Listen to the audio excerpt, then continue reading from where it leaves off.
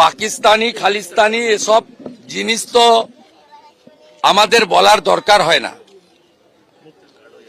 এবং এই অফিসার যেভাবে রূঢ়ভাবে ব্যবহার করেছেন, তিনি নিজের নাম্বার বাড়ানোর জন্য তৃণমূল বা তৃণমূল নেত্রীকে দিয়ে এসব করছেন। এই ধরনের কাজ কখনোই করি না। মমতা ব্যানার্জি, আমরা শিখ সমাজের প্রতি কত বড় রেসপেক্ট আছে এটা সবাই জানে। মমতা ব্যানার্জির কোনো অধিকার নেই এগুলো নিয়ে বলা। তার কারণ 1984 সালে শিখ দাঙ্গা যখন হয়, তখন মমতা বন্দ্যোপাধ্যায় কংগ্রেসের পক্ষ নিয়েছিলেন। হাজার হাজার শিখ যখন কোতল হয়।